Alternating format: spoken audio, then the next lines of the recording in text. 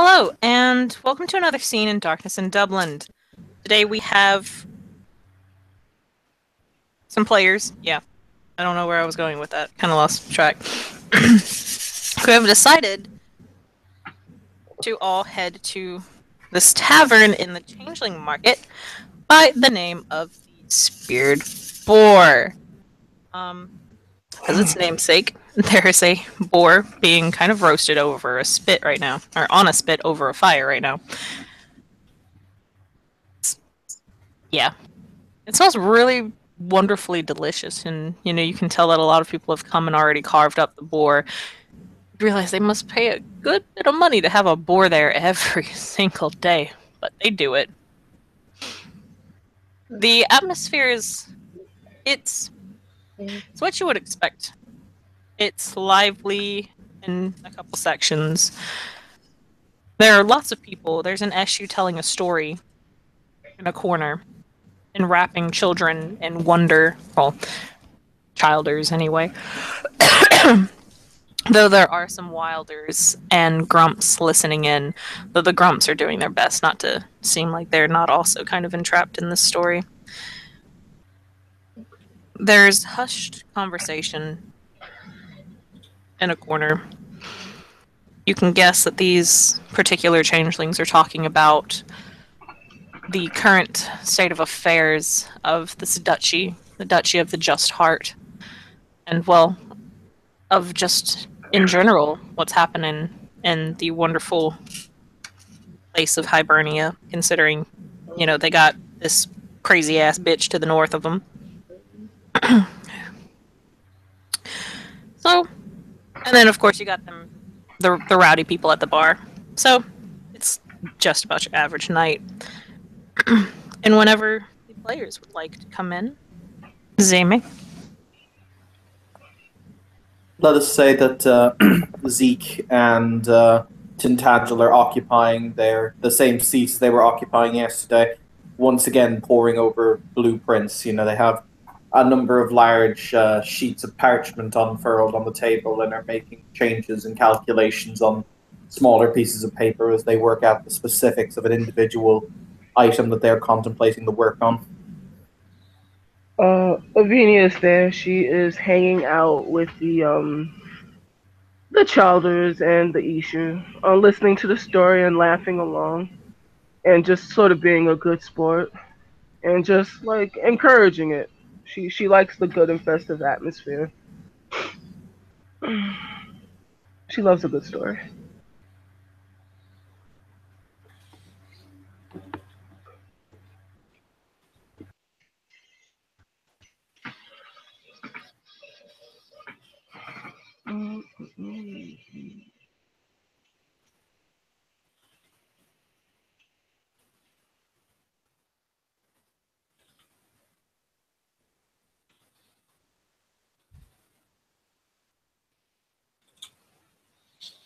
Yeah, Bush is also there. He wanted to get pissed drunk and is trying to do that right now.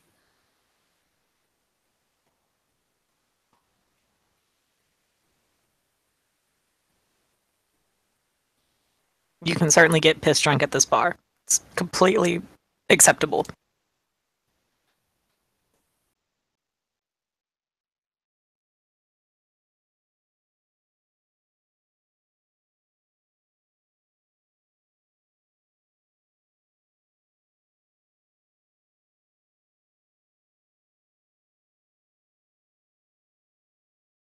Not everybody? We are lacking Kincaid. Kincaid is in the bar, in the place, and he has got a piece of the butt of the boar, and he's attempting to figure out what it is was used to season it, because this is the best boar ass he's ever had.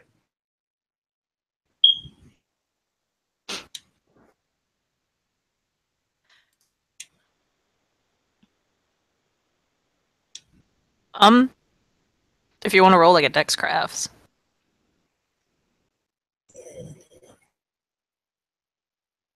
Actually, you know what? You already know, because I don't feel like having to list out a whole bunch of spices, so you just know what it is. It's pretty good. We'll just call it that. Cool. He is indeed taking notes, and scribbling with his chimerical pencil, his chimerical paper, and his chimerical pants.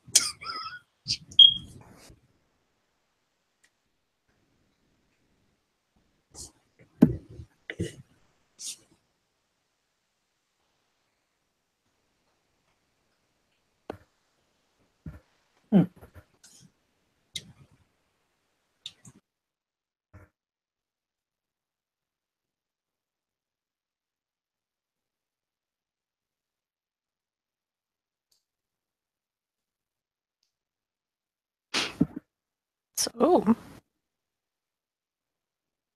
I mean, y'all feel free to talk. Lavinia will walk over to Toshi. Is Toshi drinking by himself? Oh boy. Yeah, he is. Do you have an alcohol problem? She'll say with a grin, walking next to him. No, I don't have a. What the fuck? I don't have an alcohol problem. I have a me problem. What up? You problem? Why? Edgy shit? She just looks at you like. Fair enough. You would have said. It's just Oh, very weird to drink alone. Yeah, I don't see and I don't see you joining me. So what Are can you I do? asking me? Are you really telling me what to do? Do you want to play this game with me? I don't know. I mean, I'm bored. I'm up for it. What up? Are you asking me? She looks you directly in the eye. I mean, you're more than welcome if you wanna. Yeah. Use more words. I know you can do it. And that D word, Duchess. Oh boy. Someone's calling their cards up. Alright. We're in And like public. he gets this like very mocking like stance and like bows down and shit. Mm-hmm. And he's like, "Oh, would you like to join me, Duchess?"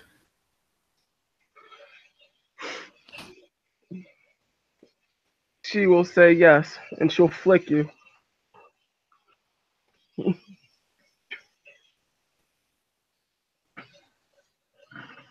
The hell was that for? You're an asshole. Tell me something that I don't know. There's some stuff that's going on. Are you interested in helping? Depends on two things.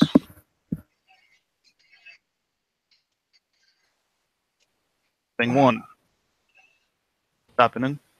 Thing two, how much are you going to pay me to care? Pay you to what the?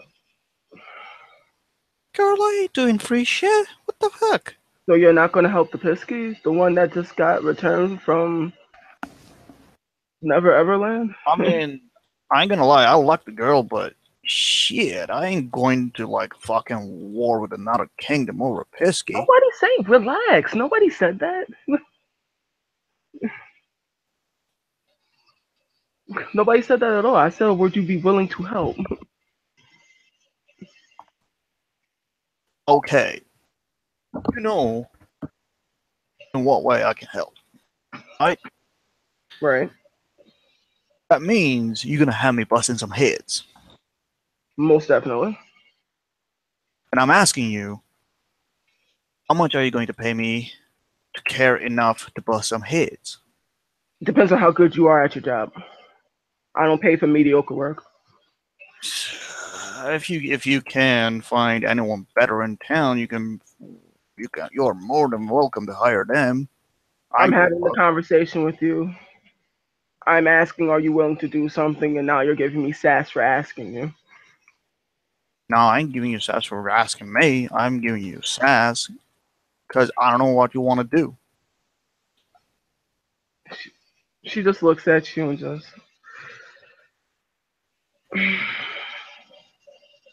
She doesn't say anything, actually. She will pick up So her. you see. She'll Oh, pick sorry. up, Continue. she'll pick up her glass She'll nod. And, well, then Toshi, enjoy your drink. He raises up his own glass. And she'll make her way over to the Count. So you see, Mr. Littlechild. For the record, they've got a different design on their table today. It's some kind of motorized vehicle. If we were to move apart the treading here, it would enable us to fit another thermobaric redistributor here. And he'll gesture down at gesture down at their notes and tap where he means. I would agree, but I think the engine should be in the back. It all depends on if we want forward or reverse thrust. Your Grace. A pleasure to see you again. Pleasure to see you. Are you guys going hunting later for the materials?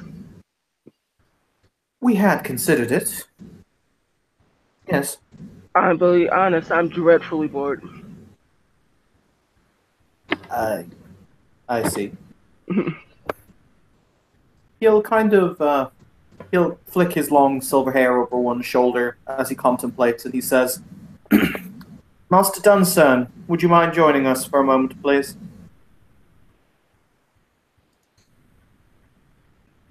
In regards to what?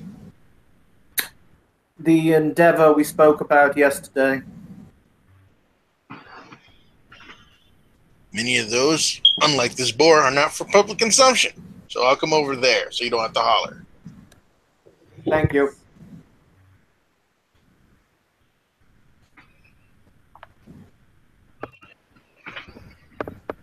He stands up and again he brings his hands together. It sounds like bones breaking when he brings his hand together because of his gauntlets. And he walks over with this little notebook in his hand.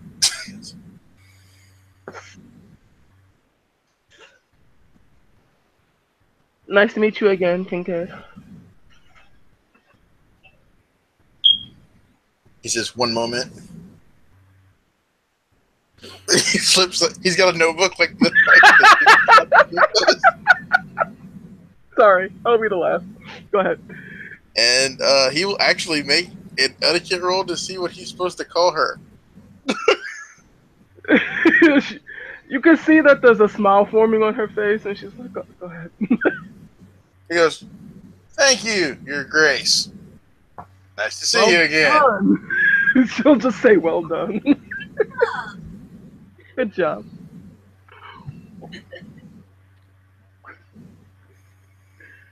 You've been practicing. No, I have a notebook, and I don't want to die, so I'm going to call you what you're supposed to be called, so I don't die. He'll quirk an eyebrow and he'll say, "What am I meant to be called, Master Dunstan?" He goes back to flipping. If I call you your anyway, I will roll. Is it just etiquette, right? Int plus etiquette.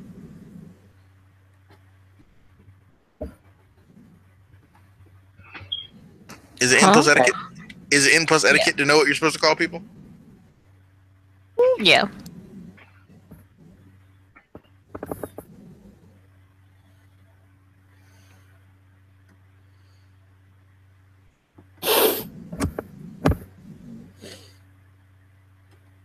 I can't my fingers not be stupid.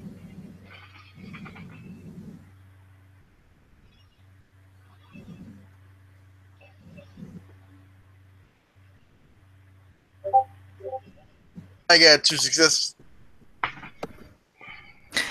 Counts are called Your Excellency. Counts are occasionally called earls. Females holding this title will always be called countesses. Your Excellency is how they are addressed. And it's a good evening, Your Excellency. Indeed. And to you, Master Dunstan. Would you care to take a seat? I would. Those of you that notice that look on, he does have tied around his upper shoulder. He has a black, green, and tartan, like a bandana tied over his upper arm.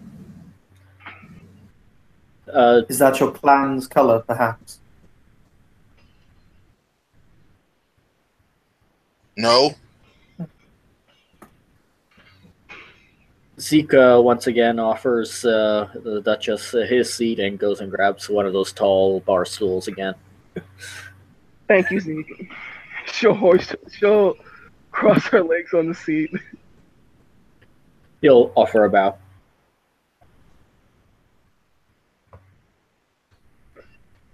Kincaid, what is it that you do?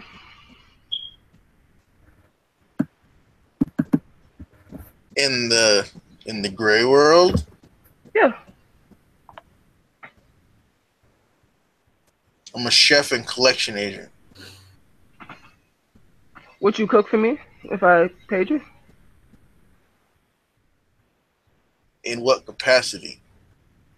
Would you cook dinner for me and my vassals tomorrow night if I paid you? I'll do it for a favor, but not for money. A favor? Are you politicking? She'll look at you.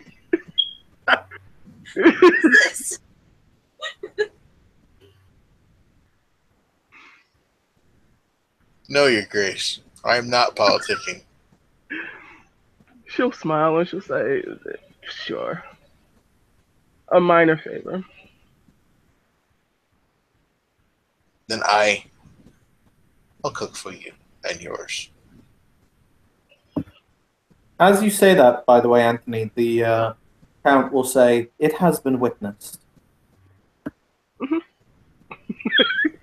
He'll look and she'll just smile deviously.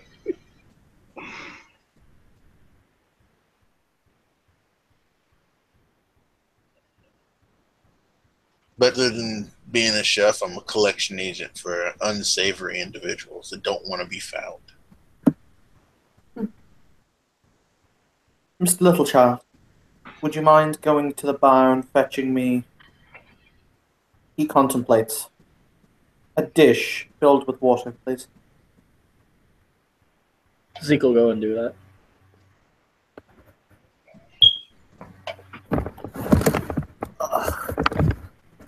Okay.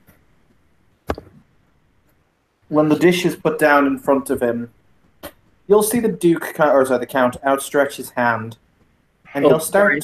Sorry.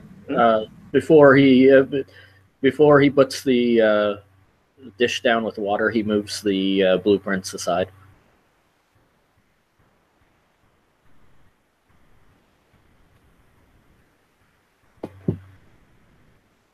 He will very calmly dip one of his gauntleted fingers into the water, and he will start to scratch it round in a circle as you hear him start to whisper under his breath.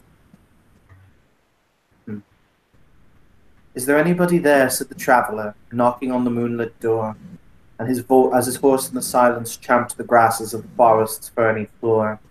And the bird rose up out of the turret above the traveller's head. As he smote upon the door a second time, "Is there anyone there?" he said. But no head descended to the traveller, no face from the leaf-fringed sill emerged and looked into his grey eyes, as he stood perplexed and still. For only a host of phantom listeners dwelt in that lone house then, listening in silence and the quiet of moonlight to that voice from the world of men.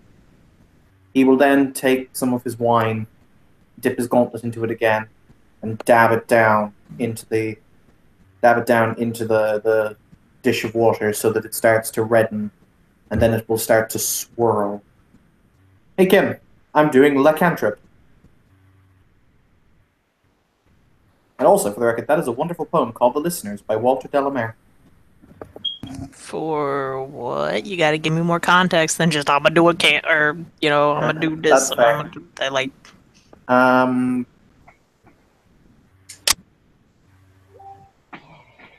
He's using the third rank of Soothsay, Tattletale.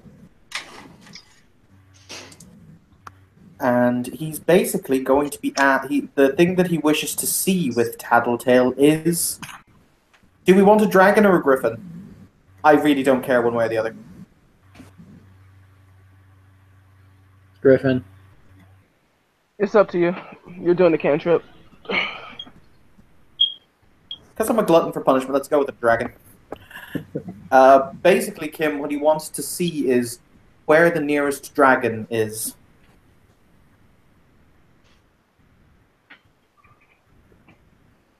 It's up to you what realms you assign that to be, I guess.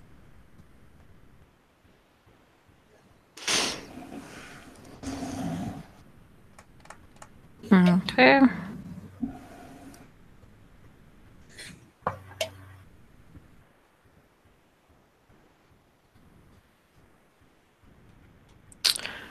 Gotta go look at what fucking...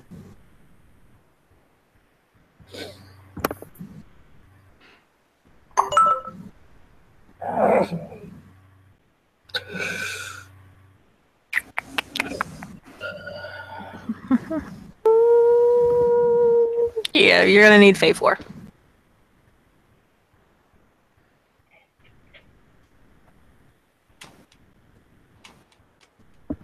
Okay, he has Fae.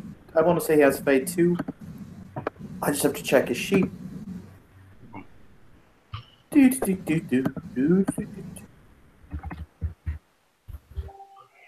Darkness in Dublin. Darkness in Dublin. Changeling character sheets. And how John there it is. His realms are. He's got Fae 2, so he will spend 2 points of glamour to raise it to Fae 4, and I will then roll the cantrip. Okay. By the way, for the poem and the wine and so on and so forth, as bunks, what do you want to give me for that? You'll get a -3. Okay. And the changeling market itself counts as a freehold, doesn't it?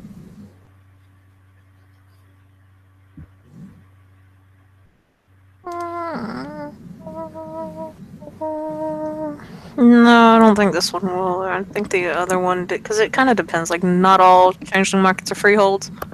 Okay, that's fair. In that case, it'll still be that many dice. Yeah, at div 5, I'm going to spend a willpower. That's 3 successes with the willpower spent, Kim. Okay.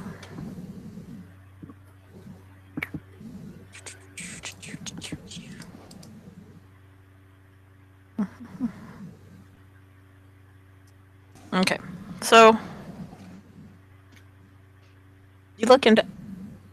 Why am I bleeding? That's a good question. Sorry, bleeding out of nowhere. You look through. It was a bowl of water, correct? It was a dish of water, so it had a reflective bottom, but yeah, basically, as he added the wine into it, he'd started to stir, and it would start to basically swirl and show the picture. Mm-hmm. So, you see a rather... You've seen dragons before, it's just kind of one of those things. This is clearly a young dragon, curled up, sleeping. His head is kind of under his wing, and his tail is wrapped about him. You can't really tell much of the detail because your concentration and the focus is on the dragon, but it looks like he's sleeping on a very large grassy knoll. Excuse me. Bless you.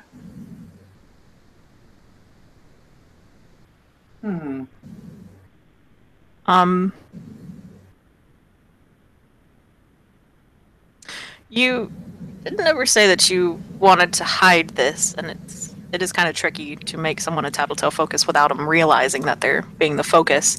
And so you'll see the dragon stir.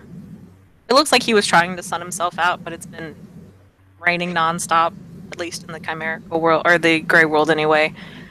And he was enjoying himself. He was having a nice little night. But then you see him stir, and he flaps his wings a little bit. And then he pokes his head out from under his wing, and he looks directly at you, through your little bowl of water, he gives you this kind of curious look as he, goes from laying down to sitting up like any prideful dragon would. This is a kid. He's just an adolescent. This is my teenage dragon kind of life going on right now. And he'll just kind of stare at you through a bowl of water.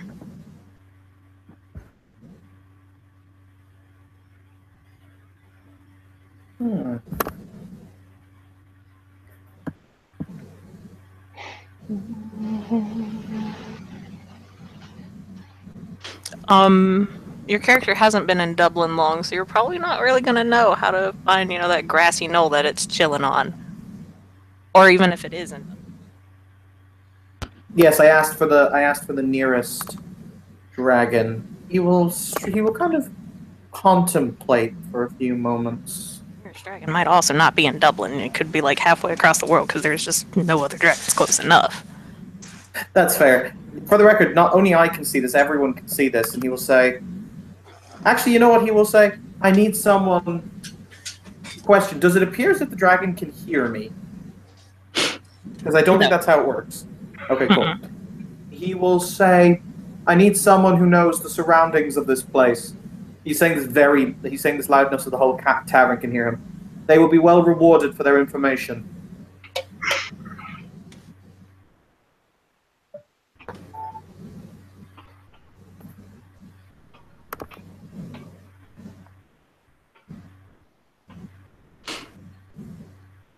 Is there a roll to be made on this to see if we recognize it?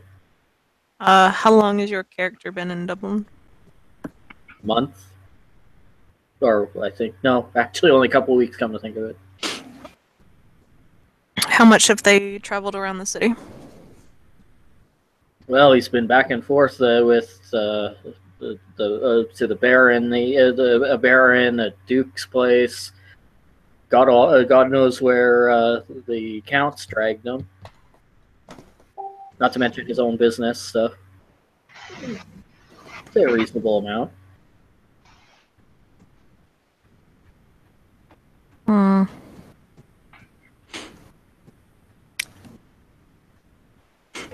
It kind of looks like a park somewhere around Dublin. Because, the parks all usually look the same. There's no trees, though. All you can see is the dragon. And then, the faint outlines of a grassy knoll. And then, grass. There seems to be a track running around as well. So it seems, like one of those little quote-unquote parks that everyone just, the people just kind of go and run around. Let's take out a cell phone and see if we can track down a park with a track that's somewhat near where they're positioned. Your phone won't work in Dreaming here? Sorry? Phones don't work in the Dreaming? Yep. Question. Can we see what's in the scrying pool, or is it just Yeah. You can all see it. Okay. Avenia will ask, we aren't hunting this child, are we? No. I will get a scale from it, but I don't need to hunt it. Not in the traditional sense, anyway. He'll reiterate, and he'll look up at the bar again, and he'll say, I will pay handsomely for anyone with local area knowledge to answer a question, if anyone wishes payment.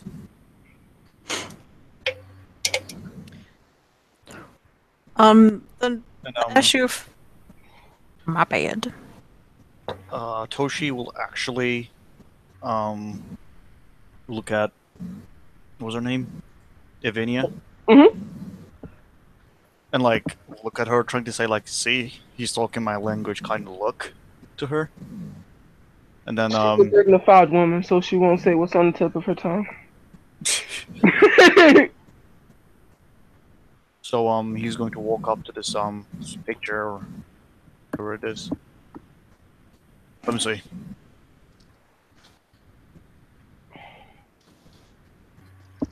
He'll show you the scrying pool. Do I know where this is? How long has your character been in the city? 4 or 5 years. Okay. That's a park not too far away from here. Insert, like, name of park here. It's in a kind of higher class area. Not too many people really go to that park because it's just, it's there, but it's not an actual park where children can go and play or anything like that. It's just kind of for those who wish to exercise and run around the track. Gotcha, kind of like a nature park? Mhm. Something like that? Yeah.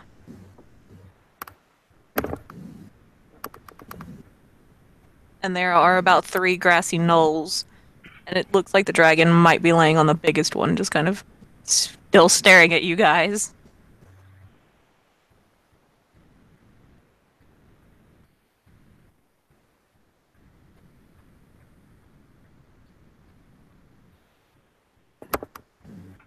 He will look up at Toshi, and Tatadra will cock his head and he'll say, "Do you know where this is, Master Troll?" Yeah, I do. Well, what do you wish for the information? He thinks. I was gonna say 100 and it's yours. Done. He will casually reach into his wallet and withdraw 2 50-euro notes and pass them to you. He gets the address. Wonderful. Mr. Littlechild, we're off. Sounds good. He'll turn around and he'll say, "Coincidentally, Mr. Littlechild, congratulations. If you're interested, I'm not, as I said, I'm not much one for ceremony. Do you want a squireship in House Dougal? Sure. You've been infinitely helpful. Excellent. We'll do the paperwork later. I've got practical things to do now." Vino will just smile like such a Dougal. Congratulations. Thank you.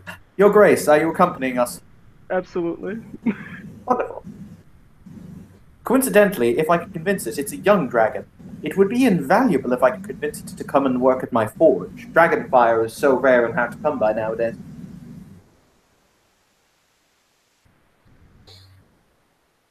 Ooh.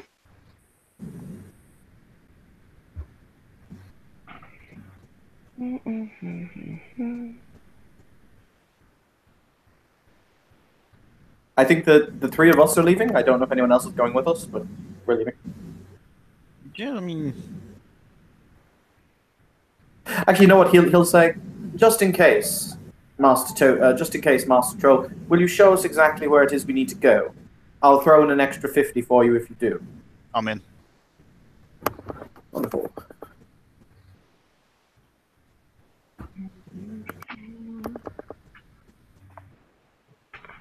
See, that's how you do business. Indeed. You shit. Okay. So, everyone's heading off to go to Dragonland.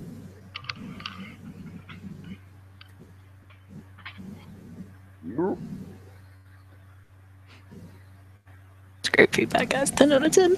Okay, so y'all head over there. It's a drive. That's certainly a drive. And yeah. Actually, are you guys going through the Dreaming of the Grey World? Dreaming, probably. Okay.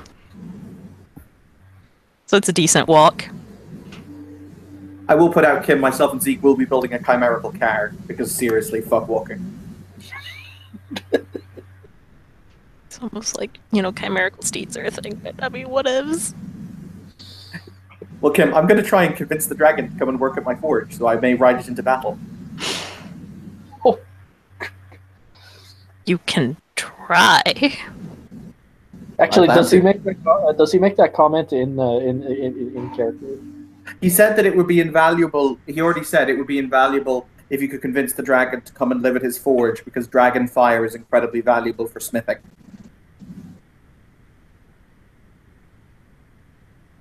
You'll nod. It has this unique ability to get things to a temperature they wouldn't normally get to before they melt. So it makes them far more pliable, far more... It gives the metal a soul, I'm led to understand, Mr. Littlewood, if you've never worked with Dragon's Fire. When I had to forge my great work of the First Age, it was the dragon Nullabroth who provided me its flame, and long time were we friends. I miss that dragon.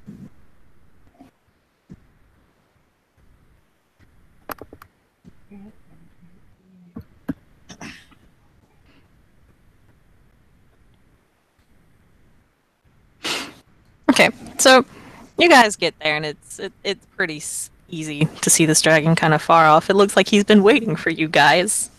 He's sitting up like a cat. That's honestly the best way I can describe it. And he's got his tail wrapped around his front half, and he's trying to look as big and as proud as he can because he's an arrogant young dragon. How big is he? Like, is he the size of a horse, the size of a dog? He's like 20 feet at the shoulders. He's a big baby. He's a big baby. Like, he's not the size of a horse. No. It's not a fully grown dragon, because I'm gonna go, fully grown dragon like 50 feet, in my opinion anyway. Because it's a fucking dragon. Do you go with the logic that dragons are intelligent creatures capable of conversation, or rare monsters? No, they are very highly fucking intelligent. In that case, before they reach... Actually, Kim, can I roll my intelligence remembrance in order to remember some pertinent facts about dealing with dragons from when I dealt with dragons in the good old days?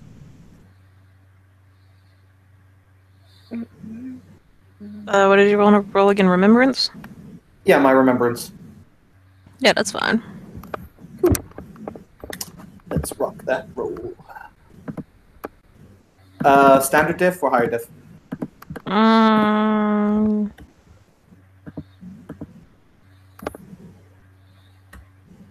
Yeah, standard's fine. Gonna spend willpower because I want to know this stuff. Oh shit! Does my specialty in creative apply? No. Okay, in that case, it's still 6 successes.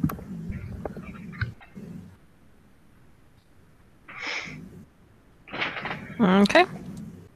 What exactly did you wish to know? Okay. Obviously, dragons are prideful, but how does one approach one? How does one...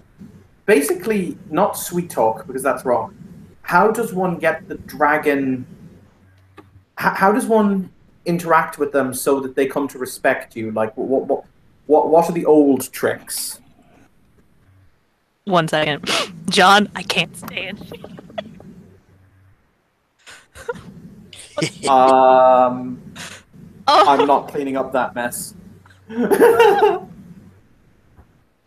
never know. Turns out Dragon has like the shapeshift read and just kind of comes back and he's like, "Hey, how you doing?" That's just nasty. Unrelated. That's how the dragon's eye came to be. Not even joking. Not Toshi gained like allies 5 a fucking dragon. Because he fucked the dragon. Because he fucked a dragon. He's gonna be. Okay. Usually older dragons, they're prideful, but it's to a point. It's not as bad. They understand, even they have limitations. They understand they have been hunted down, etc., etc.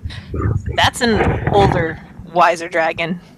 You can kind of guess this is an arrogant little teenager who could probably eat you, who can eat you in one gulp, and then just be like, I have slight indigestion from the armor. The best way to go about dealing with a young, arrogant dragon is to, well, how do you deal with knockers? You feed their ego, and when you stroke that ego enough, they're putting in your hands. He will very evidently, as they're walking forward, he'll unbuckle his belt that has his sword and his chimerical six-shooters on them, and he'll hold it out to one side and he'll drop it, so that obviously he's saying that I'm coming unarmed, if that makes sense. He's making a public display of doing it. Mm-hmm. He will recommend everyone else do the same. What are you planning to do, Excellency? You'll see him contemplate as he says, I'm going to tell him stories.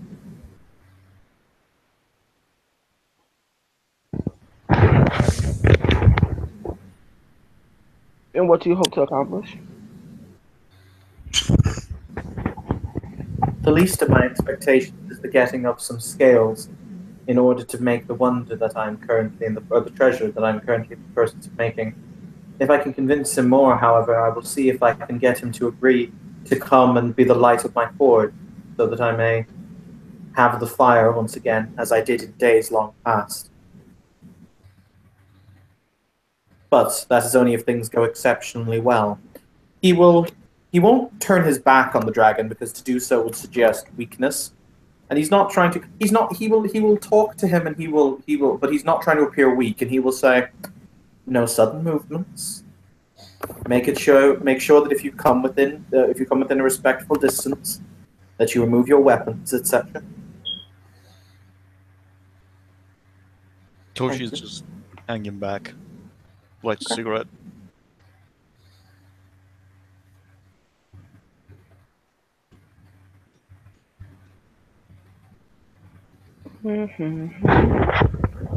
Kincaid's gonna look around, make a perception plus survival roll, and see if there's anything else that's around this area. Like maybe it's like a trick where it just kind of hangs out and waits for idiots to come talk to it, and then it's only jump out and bite you in the face. Kind of check that out.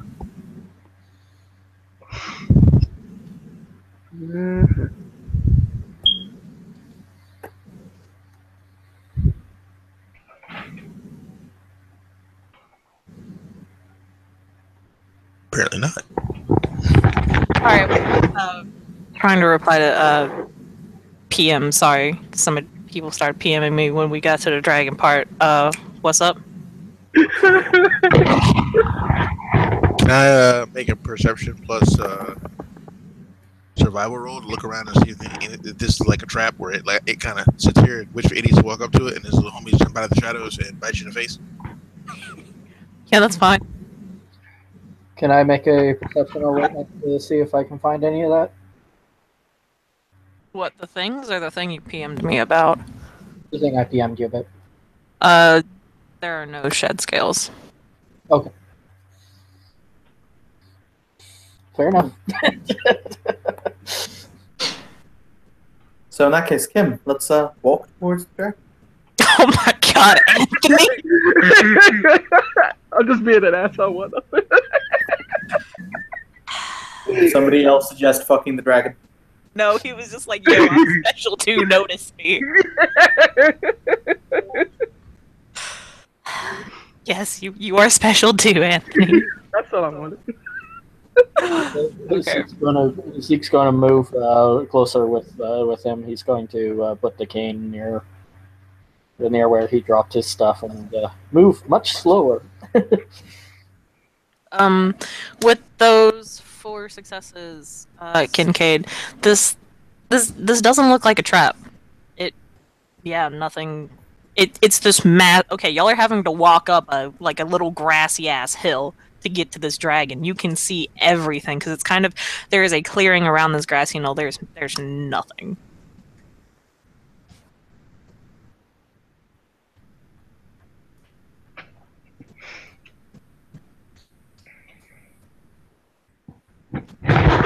Looks clear. Very good. Well then, no time like the present.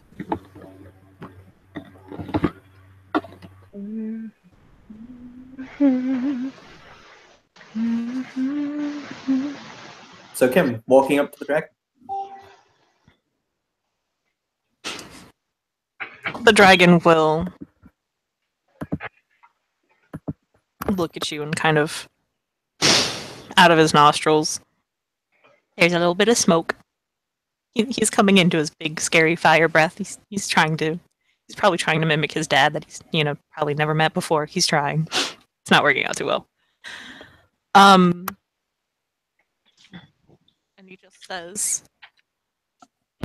I presume you were the one looking at me earlier. You presume correctly, mighty one.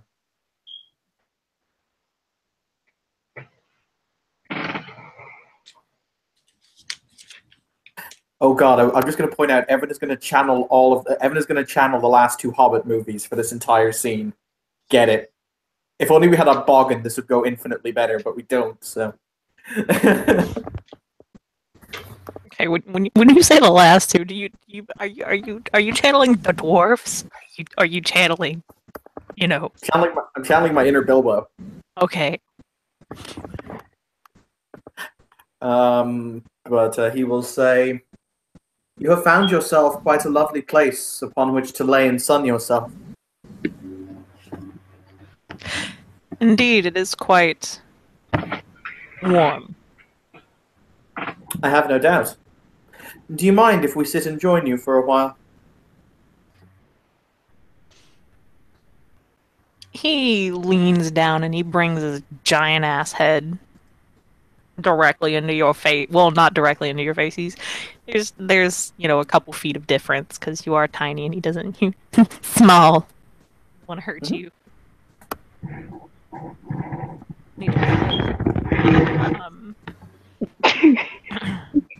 God damn it, Marcus. No, he'll say, that is fine as long as you do not try to do anything unwise. But what are we compared to thee, mighty one? In all honesty, it would be as if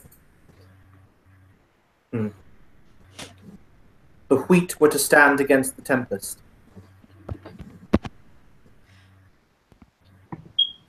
Indeed. But I have just cleaned my scales, and the last thing I need is to have to clean them once more.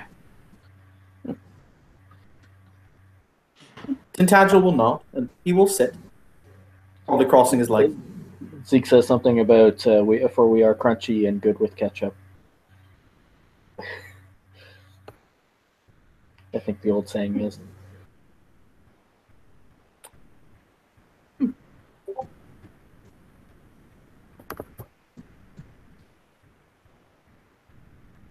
So, what is your name then, fierce fire drake of the skies? Okay, because I actually have a name for this dragon.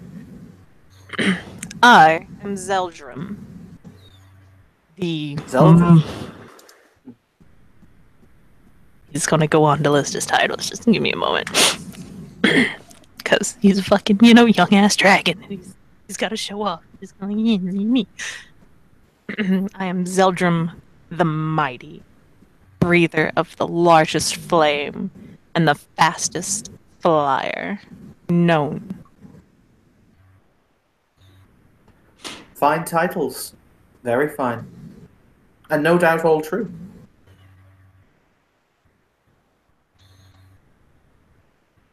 Indeed.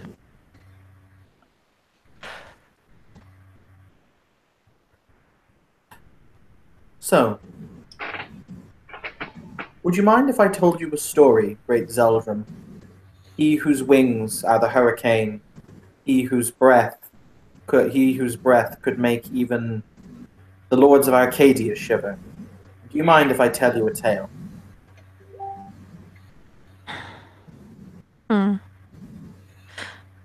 I do not see why not.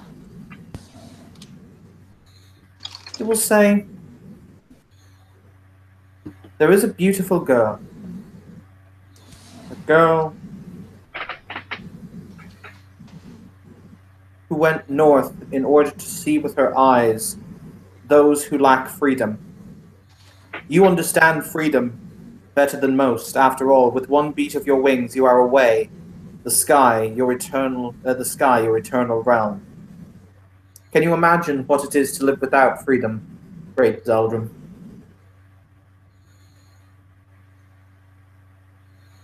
I have heard tales. Yes. This girl is a beauty, from what I'm led to understand, who only sought the best and saw the best in all she perceived. She wished to ease their pain, be a salve for their wounds, for those wounds are many. Those who dwell in the north, in icy castles built of hate, did come upon this girl, as she did not but look in a window, and they grasped her, and they clenched her. They ripped her, and they tore at her. With cold iron knives they defiled her. They tore apart her beauty, and made it as if it was nothing but mess upon the cutting room floor. And then, in mockery, they tore her very wings from her, so that she can no longer fly. Do you understand, great Zeldrim, what it would be like to lose your wings? The pain that you would feel?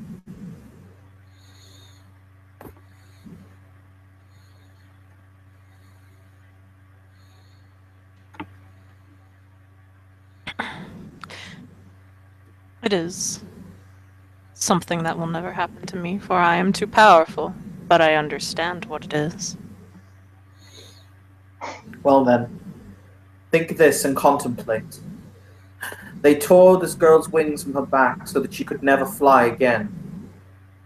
However, I have taken it upon myself in order to give her back what was stolen in the smallest form I can, so that once again she can bear the heavens upon her shoulders and see the world as it was she was born to see it. To right this terrible wrong. This will be a great story when the time comes, a story of those who endure through hardship, who will see right done even when the wrong is the clarion call of existence upon the world. However, I needed you, great Zeldrin, and that is why the dreaming brings me here today. Because I required dragon scales to see this project through, to build her a new set of wings, so that once again she may take to the heavens.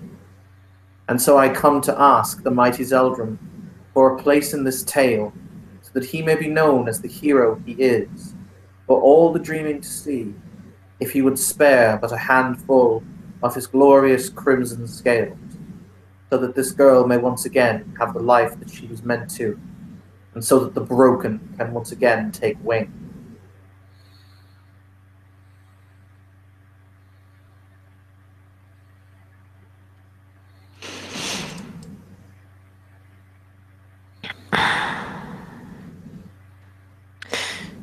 He sits and ponders that for a moment, clearly thinking over it. He was probably going to say nope, and you were just kind of like, but you could be in this story though, and people would know about you, and he was just kind of like,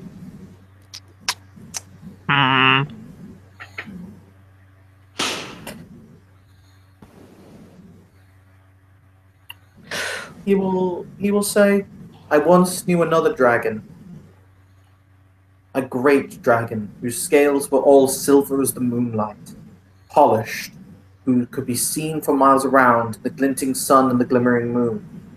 And together, he and I did wonders.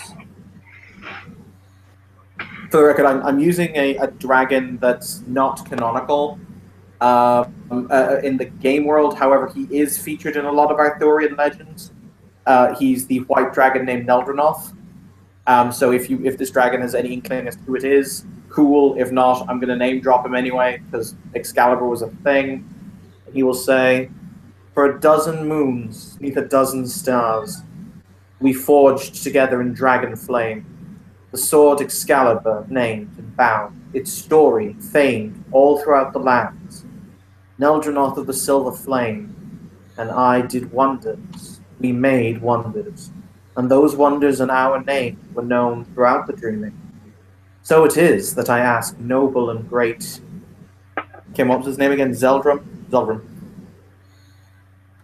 mm-hmm. So it is, I ask, noble and great Zeldrum, the Crimson Fire, for that is a title truly worthy of you. If we can also create wonders together. Go ahead, roll some charisma expression. Oh crap! Okay. I'm gonna have to use the once a story benefit of remembrance, where I basically can substitute it for a skill roll. How many times have you used it so far? Because I remember you used it earlier. No, I've used it. I've used it to remember things, but you can substitute it for a skill roll. You can. They're two separate dealies of the same benefit. Essentially, it can replace a skill roll, or you can remember things using it. Mm-hmm. So he hasn't Okay. actually used it to replace a skill roll yet.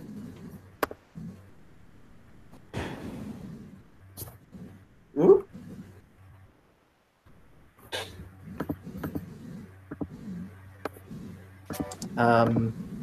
Also, its expression, did you say? Correct me if I'm wrong. This is going to get sad. Isn't an expression one of those things that House Dougal gets reduced via their House Flaw? I know it's animal kin, empathy.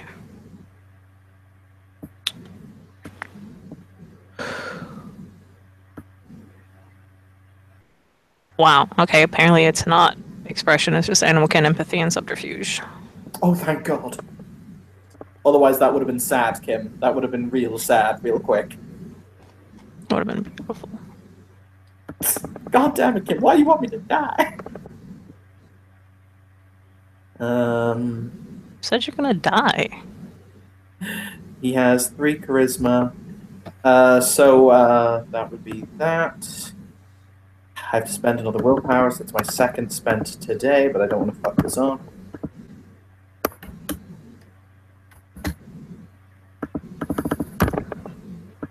Paste. Do I have anything else that will be of any use?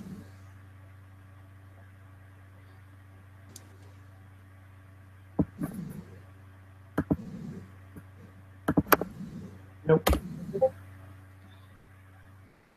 That's 3 successes with a willpower spent. Yep.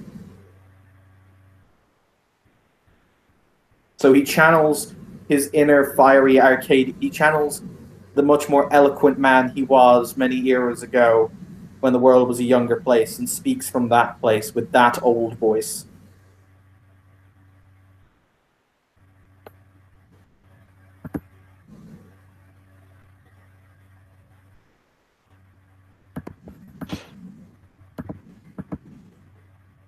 Okay.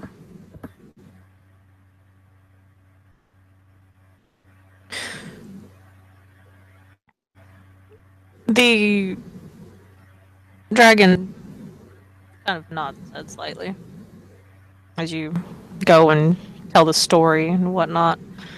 He's clearly listening, slightly enwrapped in the whole thing.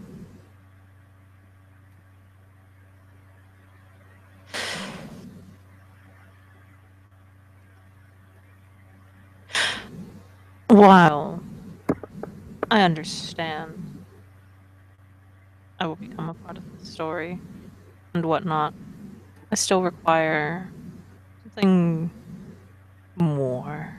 Perhaps a favor to be called upon when I need one, if I am to do this thing. He will contemplate, and he will say, "What if I can offer you better, mighty Zeldrum?" And what might that be? He will say, "You sleep upon a hill." He'll kind of tap his foot on the ground.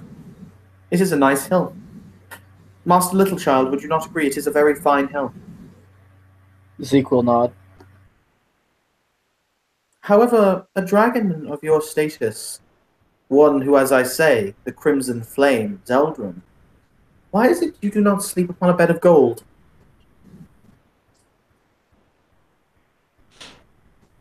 And who is to say this knoll is not filled with gold? Is it, though? Indeed it is. Is it actually? Yes. Oh, You just shit. covered it up with dirt and shit. He will say, "We have come to you in peace, because we are agreeable. We are agreeable fellows, all of us here. However, there are those who are not so. There are those who are not so agreeable. There are those who would seek glory from the hunts, and though you are mighty, you know that many dragons have fallen to the. You know that many dragons have fallen to the blades of she-hunters in the past. I assume you know this, mighty Zeldrin. Indeed. What if I could offer you a place of absolute safety for both you and your horde, where no one would ever lay a hand upon you, and where you would still have all the freedom you desired?" And this place might be.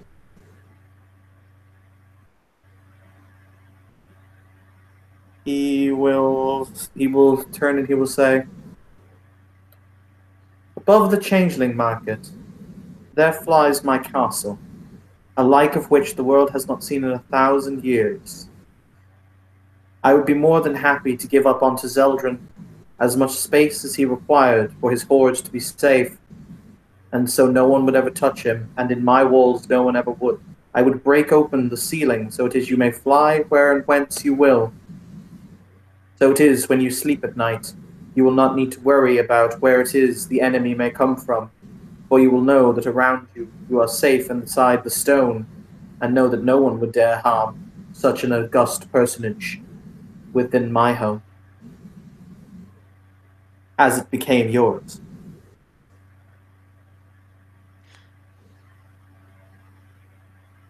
And who says that I worry about who might come in the first place? He will contemplate, and he will say, "Because you are wise. Because, as I said," and he'll stand up and kind of crack his knuckles and do the very anime thing where he kind of puts the cracked knuckles behind his head and, kind of looks off. And he'll say, "Because you are wise. Because you see the fact that in the world around you it is changing. People do not value the strength of your wings or the fire in your belly. People merely value the trophy they can carve from your hide, the name they can win from being the slayer of Zeldrin. It is a sad truth, but it is a truth. You are fiery, you will fight them, and yes, many of them you may cast down. However, you ultimately know that, well, frankly, why is it that you should risk yourself? You are great, after all. Why is it you should risk your greatness?"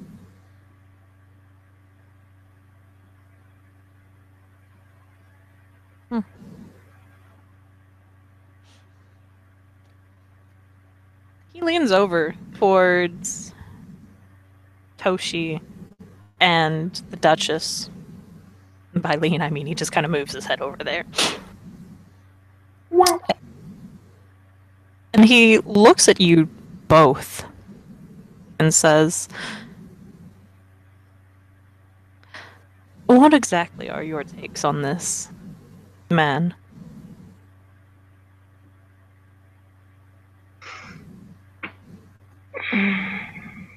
Go ahead, Toshi. You've been quiet. Yeah, I mean, that's probably I don't give a fuck about what's going on. I don't really care.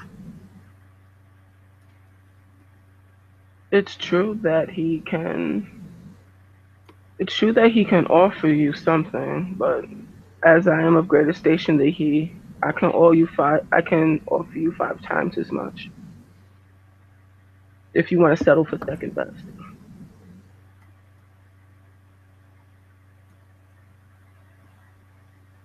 Torshi's head just turns at her with a face of like, damn.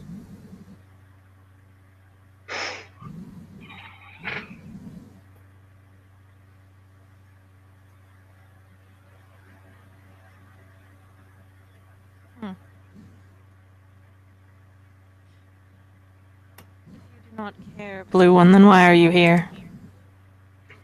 I just wanted to gaze upon your magnificence. She was Are you blue? talking to Toshi. Oh, I'll shut the fuck up then. Toshi just looks over and says, "I don't know. Don't look at me. I've been paid to bring them here. I don't care." Paid to bring them here where you paid to stay. No, just fun to watch.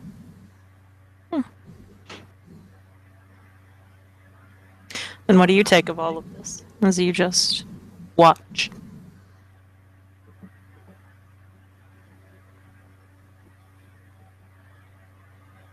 He just looks again, like says, "I told you. I don't really care." There's a difference between not caring and not having an opinion. Now let me correct myself. I don't care what's going. Well, I don't care enough to have an opinion. How about that? Oh, and if he just wants something from you, he can give something to you. It's your business. If nothing else, Master Toshi can say, at least I pay well. Yeah, he won't about that though.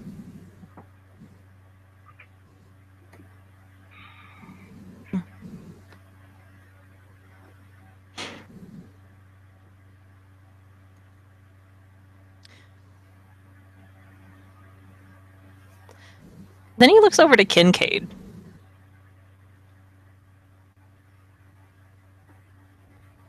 And says, "And you? What do you take of this?" You're a dragon. You're gonna do whatever you want.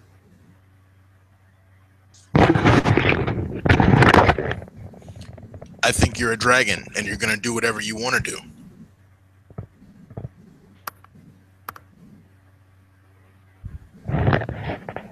Fair enough.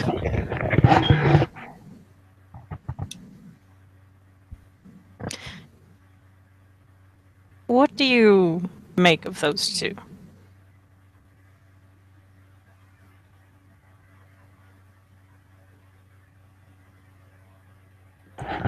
Which two is he indicating, and is he still talking to me?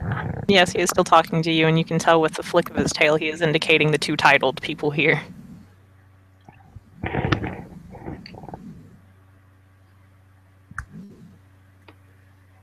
Best believe if they're offering you something, they're gonna have to stick to their word, but they're gonna get something out of it. Because it'd be dumb to deal with you and not get something out of it. Of course. So, the blue one said he was here because he got paid. Why are you? Because I'm a hunter.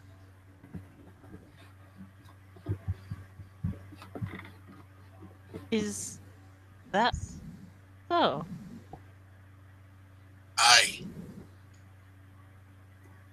And who brought you along? I brought myself. Really? Were you planning to hunt me then?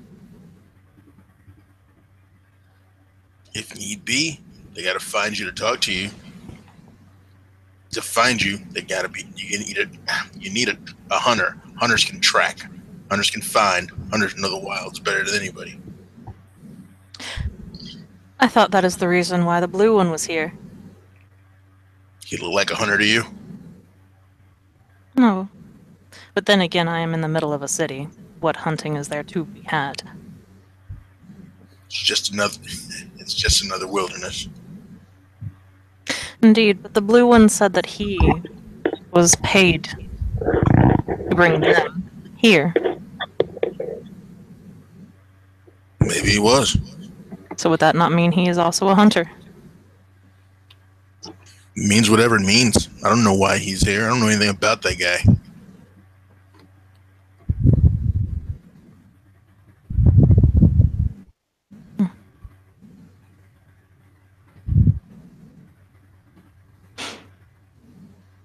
And do you believe I should give up one of my scales for this project?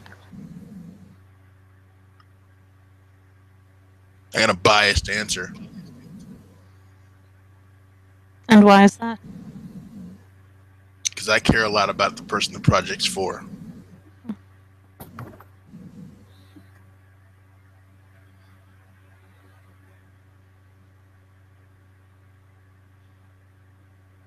I see. Then finally he looks over at Zeke and says, as I have asked everyone else, what do you think of all of this? My opinion's also biased. Did I still not ask it? I think, in my opinion, it is a good cause and would help you increase your already magnificence.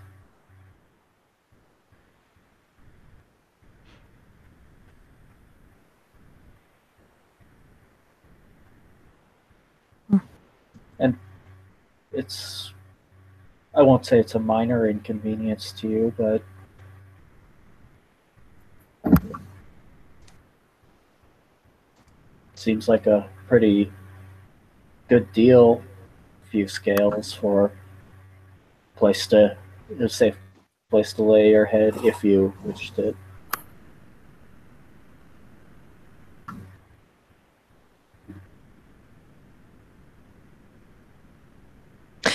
And what if then I decide to go with the woman and not give a scale? There's always a cost to something. 5 times, Indeed. 5 times the offer could come with 5 times the cost.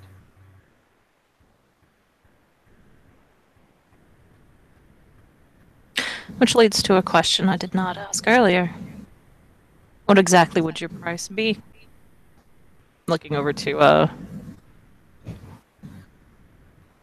Avina. Avina will say, my price is simple. I require a companion. A companion that will be willing to stand with me in the place that attacked the dreamer, that stands for honor, duty, and defense against the Thalain that threaten this kingdom.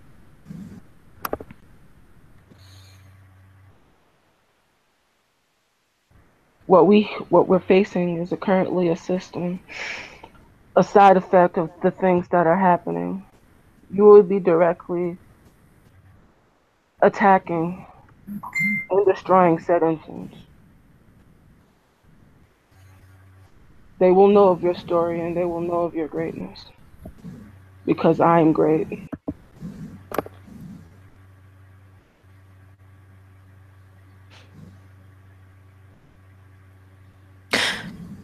Another of your kind came up to me with much the same offer. Lady Stormfury, no doubt. Indeed. She is the member of the house who is most inclined to speak. Well, with the exception of the House of the Dragon themselves. But he will once again kind of very, very kind of nonchalantly lay down on the grass with his hands clasped behind his head looking up at the sky. And he will say, we've committed a major faux pas, you understand. We have been saying we will give you this and we will give you that. That's irrelevant. It might have no interest to you whatsoever. If you are to help us win this fight, and I think you can, for whomever it is that you deign to be the companion to, well then, that is one thing. If you deign to help us with the scale, so that this poor girl can once again take wing, that is another thing. We can ask or tell you the shiny baubles we can give you. Shiny baubles, this and that. But that isn't the answer to the question. The question that we must ask is, what do you want? What is your right?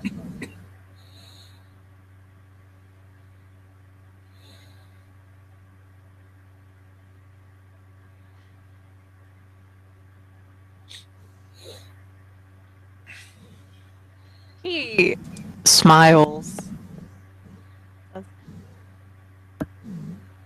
Someone who seems to have gotten it.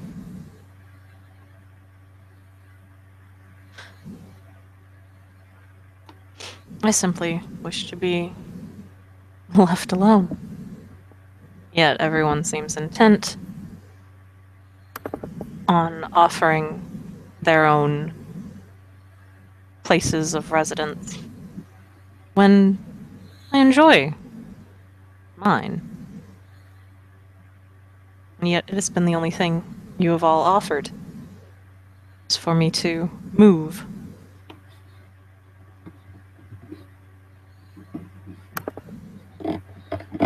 He will say, "Very well then, mighty Dragon Lord.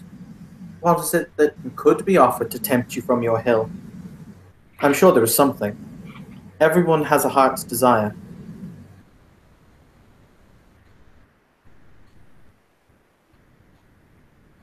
And who says my heart's desire is not to stay right here on my hill? Because you are great and noble. You are powerful beyond words. As I said, you are the thunderbolt. You are the storm cloud. I have no doubt there is something that burns within your heart that you desire that is much grander than a mere place of residence, something that you wish. And then a better question, not what is your price, great Drake of the sky? What is your wish?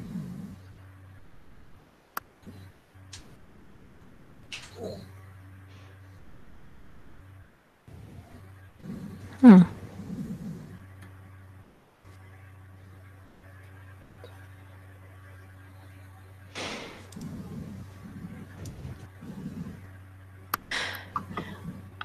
You can clearly see he's thinking it over. It seems his mind passes through a variety of things that he wants. And then at the end of it all, he says, I want what was lost, what was taken, to be returned. What was that? My siblings.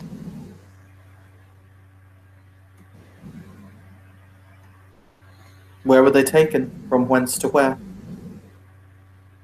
I do not know. I was young.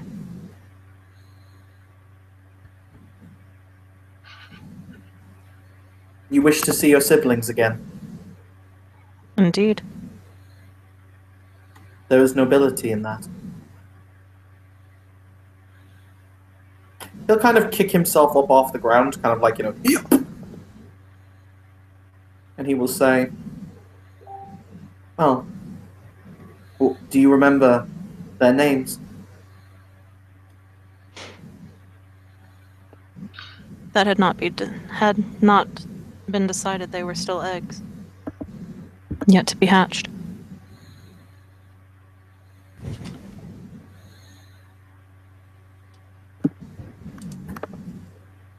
He will say, "Then I can kill two birds with one stone, if you'll forgive the phrase. If you will spare me a scale, I can aid me in completing my project, but it will also enable me to find your brothers and sisters for you."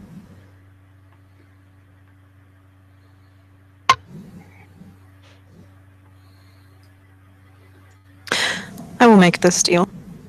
You, little one, he says, looking at Avinia. I will not be your companion, but when you need, I will help you in battle. Still not. In return, when I wish to stay at your castle, I will. For as long as we both mutually help each other. When there are no more battles to be fought, then I will no longer stay at your castle. Amenable.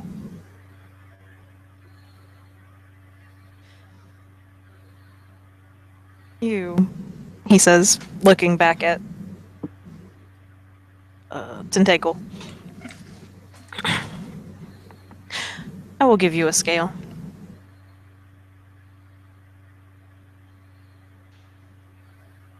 And you will help me find my siblings. I thank you. And yes, I will do as I will do as you wish.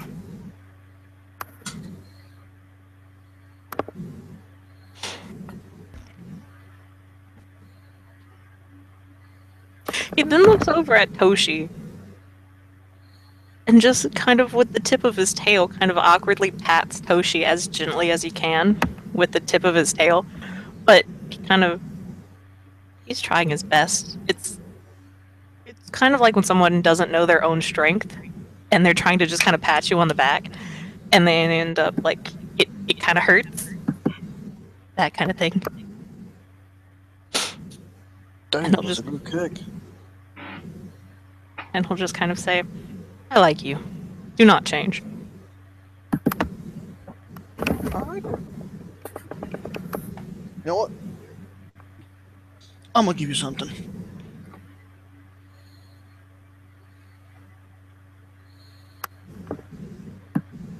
If he had an eyebrow to quirk, it would be quirked right now. Can you turn into something human-like? 2 feet. Can't fit through the door. Can you do that? I don't know if I cut out or if that was you, but it was really crackled. Crackled. He said, can you turn into something human-like? 2 feet, can fit through the door. Oh my god.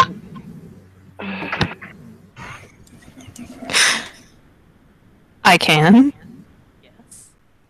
But why Alright. would I want to do such a thing? You are so tiny and feeble, without any armor or scales to protect you. Yeah, you'd be surprised. So, whenever you feel like it, I'm gonna get you drunk and we're gonna have some good time. How about that?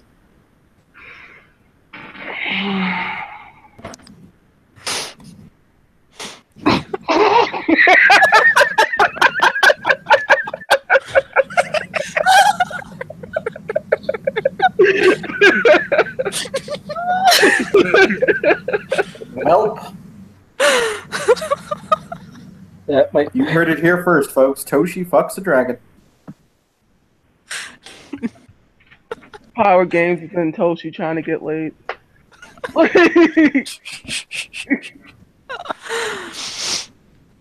Okay, I gotta play up the arrogant. Yeah, he's like, we go out, we'll get drunk, hell, maybe we can get something to add to your hoard. We'll have fun. I'll show you a good time.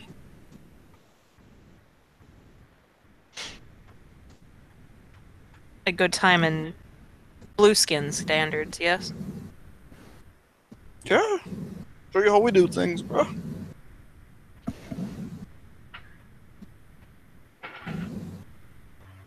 Huh. Get you out your comfort zone. Have you experienced something new?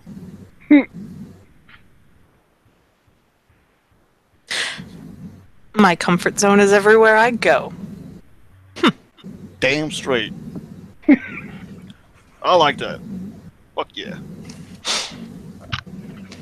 Indeed. He leans down.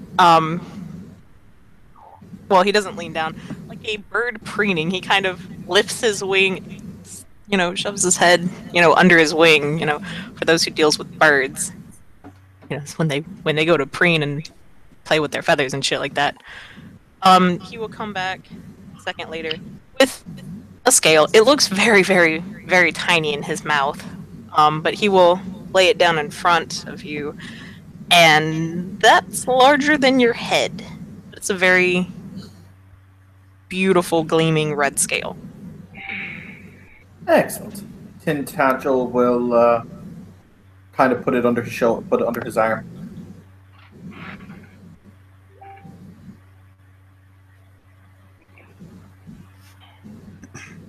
It might take me some time to find your pin, but you have my word. I swear and seal it before the dreaming that lest my eyes lose sight, my ears lose the sound, and lose the sound of the wind that blows. Before the new moon has come 3 times, I will attempt with all of my power to find those whom you care for, Master Dragon. I swear it once, I swear it twice, and in the eyes of the dreaming, I swear it thrice. And even past 3 moons. You shall still. Yes.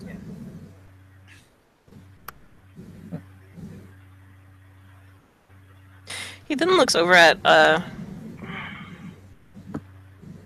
Avinia, and he scratches up at the grassy knoll for a little bit. Mhm. And then between his talons he pulls out a little gold bauble. And in that score he made through, you can see there's a lot of shiny under that dirt. Oh my. And then he covers it back up, he pats it down, and he drops this golden bauble in front of you and says, "Whenever you need my help for battle, shake it, and I shall come." She nods and she smiles.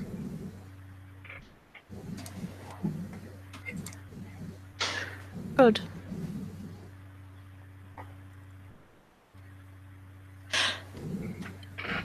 And then he looks over at Toshi. And in a flurry of fire, which kind of singes your guys' eyebrows, because he forgot to take a little couple steps back. And for those of you who have, glorious beards and shit, that's also singed. But pretty much he is engulfed in flame. And when that flame dissipates, there is about an 18-year-old or so looking, young man in front of you guys wearing some jeans. You don't know where he got the jeans. We're not going to question it. He's got fucking pants on. He does not have a shirt, though. And he just kind of looks expectantly at Toshi. Oh, what's his appearance score, Kim?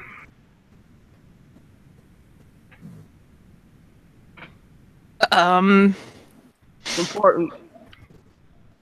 Hella high. It'll be about an 8. Nah, I don't... I'll go with 8. Yeah. It's a fucking dragon. Okay. Toshi's gonna look at that and say, "Damn, son, we're getting turned, right?" I'm sorry. I thought I had it, but then you said we're getting turned. And I just kind of lost it again.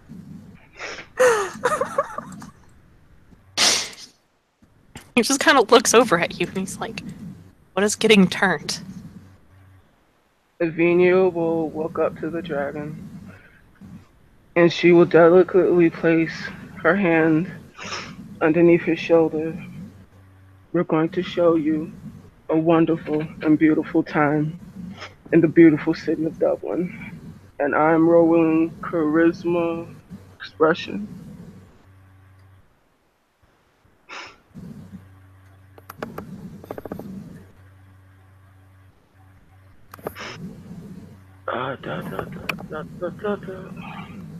Where are you, dice roller?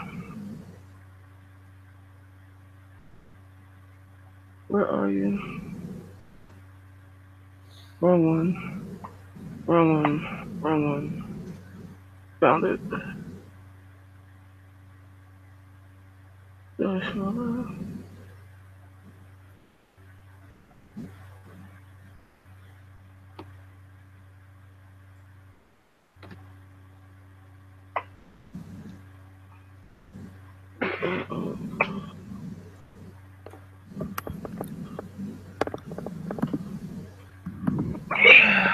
Spending a point of willpower.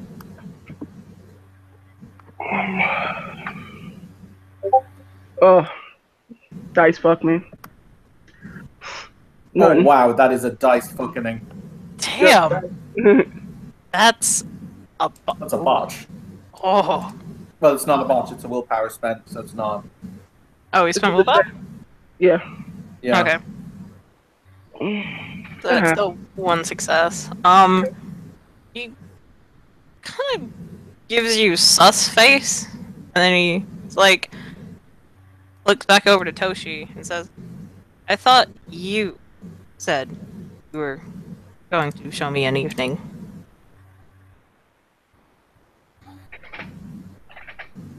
I thought I had... He looks kind of confused for a moment, and then he just kind of shrugs. She will look, and she You're will. like, boy, look at yourself. I know I am small and scaleless and very prone to being stabbed. I do not enjoy this. Boy, you look good. One who is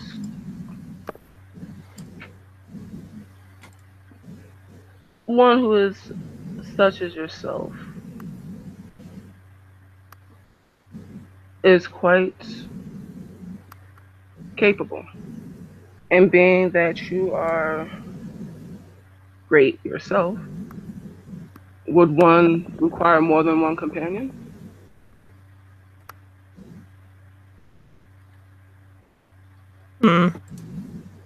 He looks between you both, and he nods at Avinia. You make a good point. Then he looks back over to Toshi, and he just kind of says, "Do not see how I look good I am without my scales."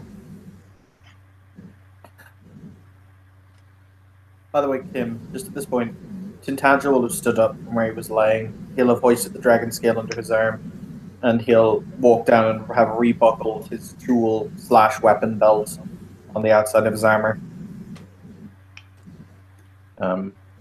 As they're making to do the leaving thing. He'll throw Zeke his cane. Zeke will follow after getting the cane. And Toshi will pat him on the back. And will say, bro, just in our standards, you fucking golden. Alright? That's all you need to know. You have very low standards, then. Maybe? Not have scales or anything.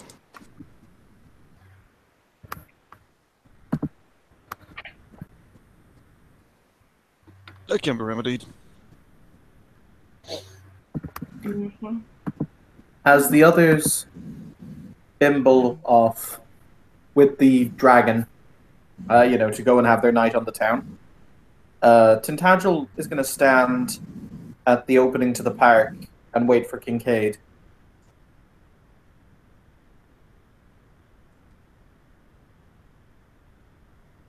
Walks over to, seeing his cue, Kincaid walks over, looks at Tangel. I will emphasize this, Kim. As I said, he's waiting. He'll wait for about 5 minutes without saying anything, just with his eyes kind of down at the ground, kind of contemplating, before he looks up, just to make sure everyone is well and truly gone. He will say, Master Dunstone, I think that you've learned a new lesson this evening. Whatever do you mean? That when certain she are faced with the concept of their own aggrandizement and glory, they will forget about those whom they wish to help.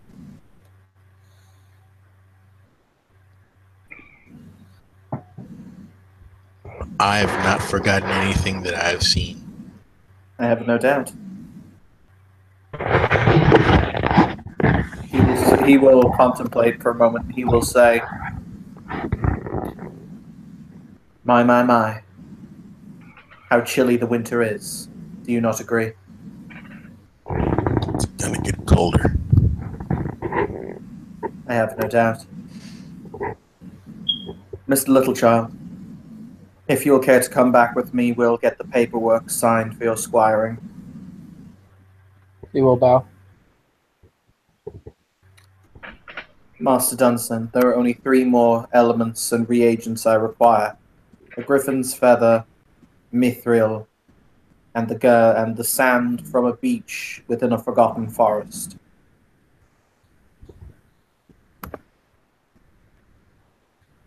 Looks like we're gonna have a busy week. Yes. I intend to ask the Duke to see Madame Cece, possibly to have her fitted for an eye prosthesis. Do you wish me to carry a message? And that'd be going against her wishes. Duke said she'd see people when she was ready to see people. So me trying to send a letter or anything like that. I can't hear, Marcus. You're like distant away from your computer or Like, something. It's kind of. I don't want to go against her wishes. She said she'd be seen when she was ready to be seen. So if you're gonna shee it up, go do it. But I'll wait for her to ask for me. I will allow then me to tell her that you are that she is very obviously in your thoughts. If nothing else. He inclines his head.